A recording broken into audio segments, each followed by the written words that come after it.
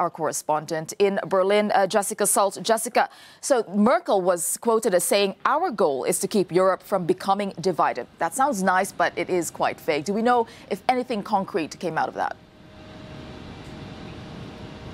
Well, Tessa, yesterday's meeting is being interpreted in Germany as a very important signal of solidarity from French President Emmanuel Macron to Chancellor Angela Merkel on the issue of migration, the issue which is currently threatening to tear up her Conservative alliance here in Germany. Now, the two leaders stood side by side yesterday and outlined their plans for a European response to the migration crisis, including tackling the causes of migration, working with African countries to stop the illegal smuggling into Europe, increasing the border control of the EU external borders, and also, as Macron said, calling for unity and responsibility amongst EU countries when it comes to accepting and distributing asylum seekers. So Berlin and Paris seem to be eye to eye on the issue of migration, but of course they will have to convince EU leaders moving forward ahead of a summit at the end of next week.